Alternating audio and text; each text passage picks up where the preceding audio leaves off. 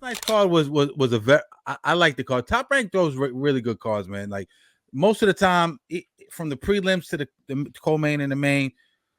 Great, Puerto Rican Day Parade weekend, obviously a tradition for Puerto Rican, fighters and wanting to turn into stars or already being stars and wanting to shine on that day, especially in the mecca of boxing. Let's just call it. Let's still the mecca of boxing, the Garden, NYC, New York being one of the most Puerto Rican populated cities, right? Superstars, predecessors to these guys are Trinidad, Miguel Cotto, Hector Camacho. Shout out to Hector Camacho Jr., who we had on our show. There's a rich tradition. We'll start from the top of the card. Xander Zayas, man. There's a race to the throne of the new face or the king of Puerto Rican boxing, man. And Xander Zayas is making his claims, staking his claim on that, man. What did you think of the fight last night against Teixeira? And do you think, Belanga's in the running for that as much as we give Belanga shit? You know what I'm saying? Elijah Flores, you got a bunch of different guys, you know what I'm saying? Shakur's half Puerto Rican. I don't know if he really fits into that because, he's not the typical half Puerto Rican dude. Xander Zayas looked good last night, got the TKO stoppage, looked impressive enough, didn't knock him out, but looked impressive enough. And he's looked impressive his last, 10 fights. Xander Zayas added that Puerto Rican throne, basically. Xander looked good last night against a former world champion. Yeah. I'm not the kind of guy that thinks he needs to get knocked out. Some people will tell you, right. You got to knock this guy, got to knock that guy out. Yeah. As long as he boxes safe, as long as his opponent is, as long as he's dominating, I'm okay with the performance. Pretty good performance. He dominated against the body work was crazy against a known puncher. So that's the thing too. Yeah. Fighters have to fight different against punchers, right? Yeah. So I thought he did well.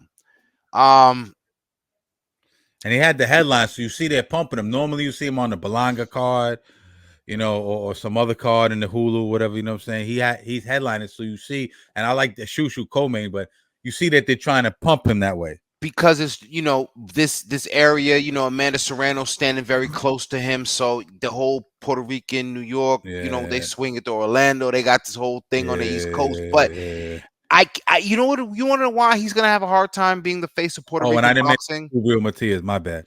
And that's exactly why. Because number one, I was gonna say the divisions, and a division like 140, where there's a little bit more depth. And a little bit more substantial, recognizable title holders. I think it's easier to make the case for maybe in the face of Puerto Rican boxing. Now, 154, because who's he gonna beat to become the face of 154? We got Bohacek and Ortiz just signed up. Does he beat either one of those guys? Does he beat the winner of Crawford Madrimov? Okay. Does he beat Sebastian Fundora? You know what I'm saying? Like, these are the guys in 154, and I don't know. Well, Fundora's across that street, so maybe that. Yeah, but no. Let's not say that. You want to know why? That street is dead. Yeah, that street is dying fast. Yeah. Because without a network and everybody can't go on Prime. Yeah, you're right. You're right about that. If they need to make the fight, Fundora will have to walk his tall ass over and duck his head so he doesn't bump it on the door sill, and he'll go to Top Rank, just like Vito. So let's talk about that, all right? Now, look, we can't say across the street. We done see Vito come from one side of the street, right? And but now he's literally... But Al walked him over. Allegedly. They still say that Al, we ain't even seen this Joker in public in like 5 years. That's what I'm saying. He's the fortune cookie guy in The Last Dragon. I don't want to hear shit about Al Heyman no more. Till somebody see this motherfucker in a suit somewhere. Don't tell me shit about Al Heyman. Don't thank him in your fucking speeches no more. You got work at 154. 100. You got Tim Tszyu, Virgil Ortiz. I didn't even mention Tim Tszyu, so this is what I'm saying. Forget about the face of Puerto Rican boxing. Can Xander be the face of 154? Erickson Lubin, can he be? Hold on. Before you answer that, hold on. 154. I got my bad. But that's what I'm saying. Before, can he be the Erickson Lubin? I'm not sure. And this is so. Yeah. Who at Top Rank is he gonna fight at 154? I didn't think Fundora could be Erickson Lubin before either. It was a very tough fight. Yeah, it was a very tough fight. You know what I'm saying? So again, Erickson Lubin respectfully becomes a gatekeeper at 154. I wouldn't mind seeing Erickson Lubin take that walk over like we saw Malinecki take, because again, now, interesting thing is, I mentioned on my IG post, y'all check me out, King Amin Investix 1 on Instagram.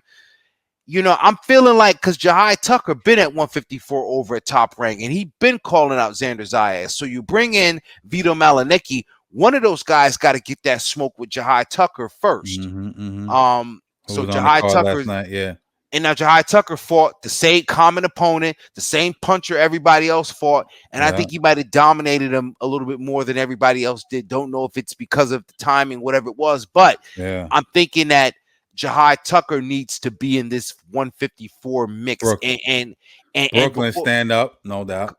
It's just hard for me to see Xander Zayas really being the face of Puerto Rican boxing when it's going to be so hard for him to swim in his division right now.